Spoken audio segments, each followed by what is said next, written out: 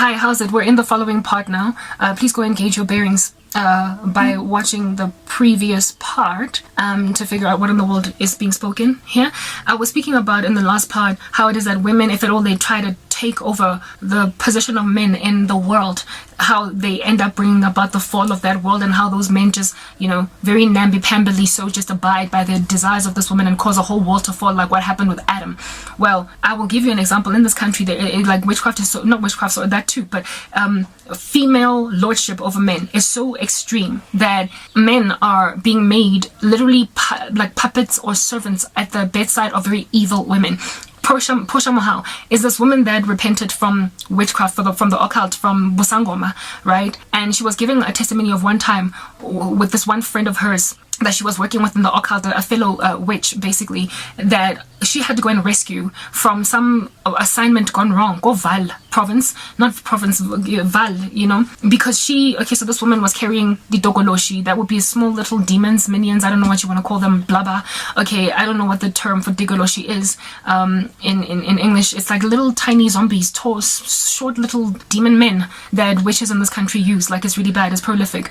Anyway, whatever. This chick was utilizing Amadigoloshi or something, and they were like hanging on her breasts or whatever, and she was stuck. Like these Digoloshi, she tried to do a job on some house, like some people's home. She wanted to steal something using witchcraft from that household, and she was there in the wee hours of the morning. And Portia had to come and rescue this woman because she got stuck. Okay, she got stranded in Gogeding, unable to go in.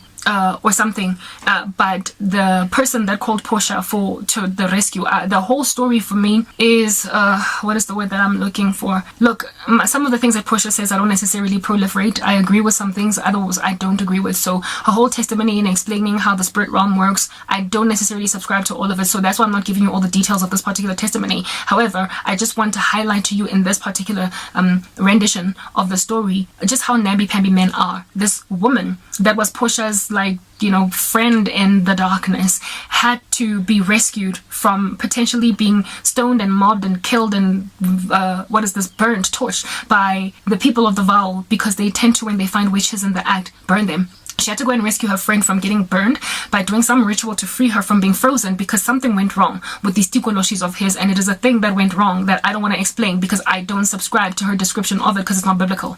Okay. However, what is important to highlight about her particular story is the fact that her husband was accompanying her. Her husband, the husband of this woman that was doing this ritual where she got stranded, stuck to a point where a fellow witch had to come and rescue her.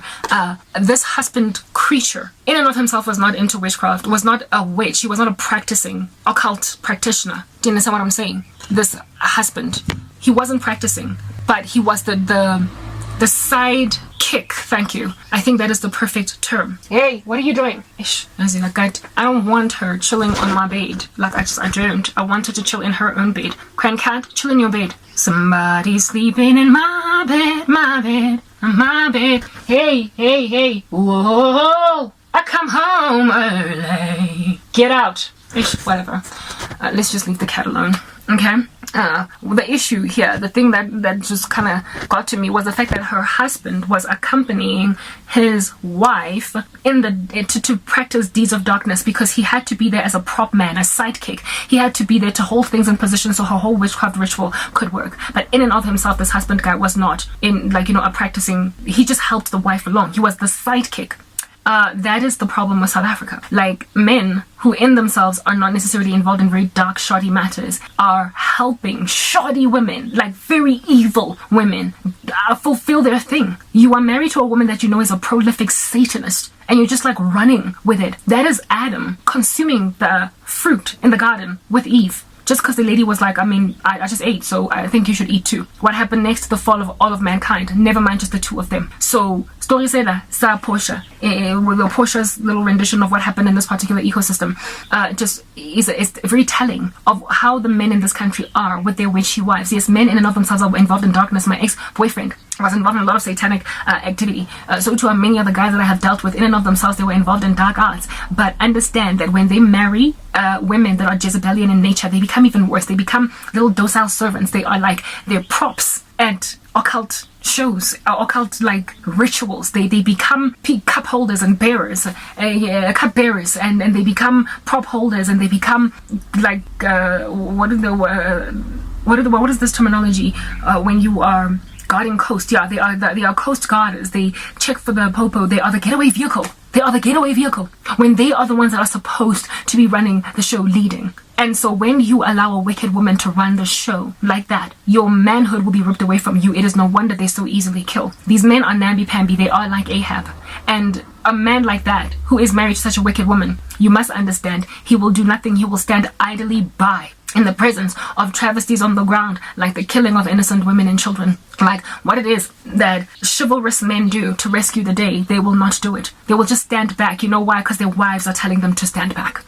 And in my country, a whole bunch of wicked women have told men, leave her alone. And so I'm languishing. Literally, I have lost all of my 30s. A viable woman, entirely marriable, is not considered worth the while to be taken up by men, because wicked women have been like, what is the point? There's nothing good about her. I've been ignored by every lost man I have run to for help. If they started out helping me, they ended up manifesting demons all up in my grill. Upon me refusing to do certain things, they then were like, whatever, just died like the rest of them. And guess who heralded them? Guess who applauded them for abandoning me, for leaving me to die? Women. That is the curse over South Africa. An effeminate prince is responsible for why it is that men are so girly and they're being run by women. Prince, in this dream of mine, was, like I said, with one yellow eye and one red eye. Okay, so what is the purpose of this principality?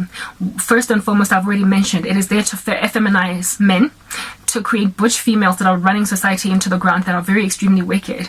But how they work is through witchcraft and fear. So in my dreams, all throughout all of my time, these two colors have been used to represent the exact same thing. I know they're not the exact same representation across all dreams. I'm not here giving you a Christian dream dictionary. Please don't mistake me for such. It's just my own experience that God uses to explain things. I've always associated personally the color red to witchcraft, and I've also personally associated the color yellow to fear. That might not necessarily be true for everybody, but because it's true for me, God uses these colors to give me understanding. Do you understand? So don't go on and apply this to your own dreams and think that that's a thing.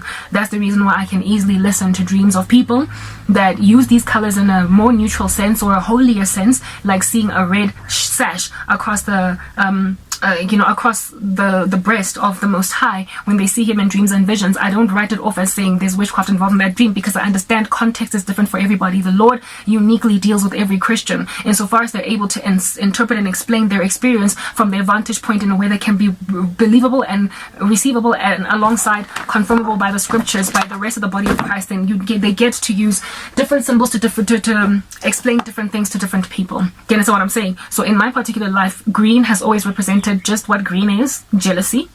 Yellow has always, in a very natural sense, yellow has always been used by God to represent fear, lots and lots of it in my dreams. Either the color yellow or a spider, because I've got arachnophobia. A person that does not necessarily have an issue with spiders might not feel like seeing a giant spider in their dream is an issue, but for me, I gaze it thoroughly as fear being instilled in my ecosystem. So too are spiders' webs. I don't have a big issue with cats. If anything, I have one that is quite cute, that likes to take over my area, my space, and make it her own. So I don't associate cats with witchcraft, while a lot of people do. So if I see a cute little fluffy cat in my dream, I'm not thinking something demonic. I'm thinking it's a cute little fluffy cat. Unless the cat is emanating something or oozing something really evil in my dreams, then we got some problems. I always associate the color black with indeed just what it is, darkness, and the color white with brightness, the color cream with compromise.